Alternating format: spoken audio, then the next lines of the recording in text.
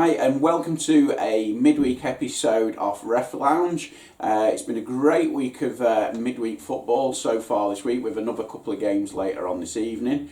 Amazon Prime have done it this week, and I've got to openly admit I'm really impressed with how they've done it. All the games are concurrent, and the fact that it's staggered kickoff times, so you've been able to jump between games. So being a football nut, it's perfect for us. And I've also watched Match of the Day, so that's kind of what we all do as football fans.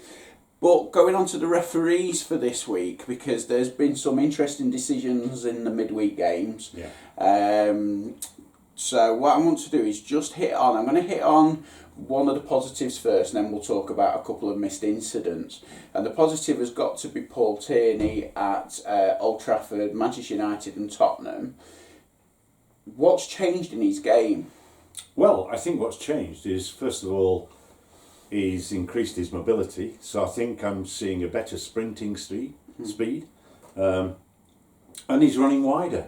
And as a consequence, he's moved to the left-hand side of the penalty area, not cut into the right and squeeze play between himself and the assistant referee. He's kept out wide, and he's put himself in probably the best position a referee could ever get into to see an incident. So for me, massive praise to Paul Tierney for getting the benefit out of the hard work. That is, he's put the effort in, he's put himself in a great viewing position, he's got the angle, and that angle isn't that open, it's to him, and he's pointed to the penalty spot. For me, I think that's probably the decision of the season so far. Yeah, because he got the handball at weekend, which was a spot without VAR. He got it. He's got that one now on the image on here. I've highlighted where they were standing, the referees, a month ago, to where he's standing now, and that's the difference. And I saw that on there. There was another part on that particular game where you see him at full sprint, a proper dynamic sprint, but then he cuts off to the left because he's gaining an angle, and he's realised that he needs more of the angle than he does the actual yards. And something's changed, and I think it's very evident at the moment, because there's going to be a number of images we're going to show where referees are either in the box or next to the box but further down than sitting on the edge of the 18-yard line. I think, in refereeing, it's a risk and reward job, because sometimes you are going to get caught out of position. Let me be clear that this is why I want VAR. I want VAR because on occasions a referee cannot see. If he cannot see, he can't react, he can't think, and he can't make the right decision. And so that shortfall, ideally, is going to be covered by the VAR. But I do sense that there is a change in the running pattern and movement of referees. I think we'll talk about later about one referee that I think, or a couple of referees that I think could enhance their own performances. But credit to Tierney, he's in top form at the moment. So he's moving close into that top five. So why do you think they've gone back to something you fetched in? Well, what they were doing in the past, that squeeze towards the right-hand side of the penalty area facing the goal, allows them, if you like, to have the same viewing angle, or they get almost a similar viewing angle to the assistant referee. That all came about, that movement pattern, when UEFA decided, Collina and Platini, that they would introduce the assistant referees behind the goal. And so that was the change in the running pattern. I think somebody's had a wake-up call to recognise, just a minute, the quality of decision-making last year on the big decisions at 82%, we all know is totally unacceptable.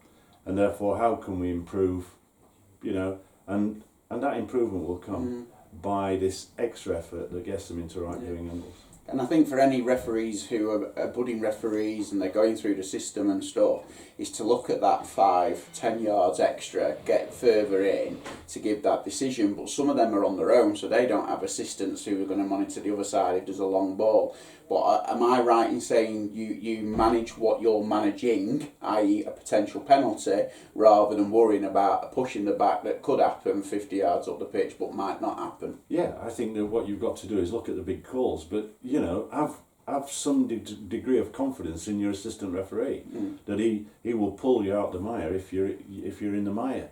This is about a working relationship. This is about having trust with your colleagues, that when you are exposed to error that you've not seen, then VAR and the assistant referee will cover you. It's lovely. So, but one of the games last night that there were a couple of incidents. I've seen them back. I know my views, and that was actually Mike Dean. We've sung quite a few praises for Mike this season. I've actually put him as the number one for the season so far.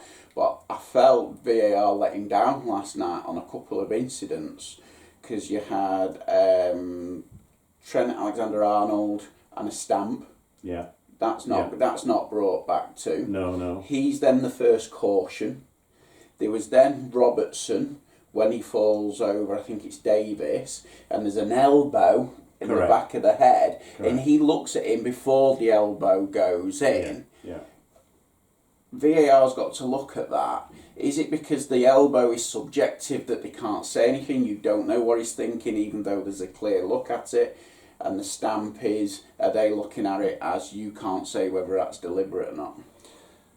I think you raised some good points here. I mean, I've I've had the Liverpool derby, Everton derby on more than one occasion, and you've got Mike Dean. You've got Mike Dean, who is always above 4 yellow cards average per game. He doesn't shirk the Reds either, and he's come to a Merseyside derby on his own doorstep. Okay, now lives in North Wales. And he's gone through the trauma. I was his boss when, having been appointed to an FA Cup final involving Liverpool, the FA suddenly realised their error a week later and took him off the game. And all of us were gutted and felt for Mike at that particular time. What we've got in the derby is we know that we've got a great deal of physicality. We've got additional, if you like, momentum from the spectators, and you've got a melting pot. And the referee has to be more selective and judgment. And I think that's very difficult for the VAR, because he's at Stockley Park. He hasn't got that, if you like, feeling, the taste of the derby. And therefore, I think he's probably thinking to himself, I want to stay out as much as I possibly can in those incidents and concur with the big ones. And I think that he's ignored those challenges, which on another day, in another game, would certainly with the stamp, because it was a deliberate, he knew exactly what he was doing. He can't do that in a game of football. Would there be retrospective on that? That's an interesting point, because I think that there seems to be a complete reluctance by the football authorities to re-referee games. And I think that's become more evident with the introduction of VAR. Okay. And so for me, we take the laws of the game. We know that walking on a player is a stamp, and it's a red card. Yeah. It wasn't accidental. He looked at the player. He knew exactly what he was doing. Yeah. And it's one of those is the fact that we mentioned that and a couple of things, and I think that's a great insight how the Premier League works and that the elite referees are working in their minds. But we've got to also add that Mike Dean got a cracking advantage. Don't get me wrong, I can't do this one arm advantage. I'm an old timer on that one. It's 2 arms for me, but he does do a great advantage to goal. And for those who are football fans but not referees, it is like scoring a hat trick. He's getting an advantage that goes through to goal. And then if you've got an observer or assessor there, then you come back and caution the player. That's like the holy grail. Yeah, I think you're right. The other thing that it amazes me about Mike Dean is when he puts a sprint in, does he go? He does. The arm action and everything draws a bit of attention on him. and some assessors in the past would not like that. Yeah. But of course, I think they don't have assessors now at the Premier League, and I think some people are surprised by that. Ex-managers, ex-players view their games, and then a few days later it goes before a panel and they make the judgments. That must be a difficult process for the referee. I think Mike Dean retains very much his own style, his own integrity issues in terms of he's always going to be absolutely, he gives what he sees. And for me, I still think, despite those incidents, he's come out of the game quite well. Oh, he has, yeah.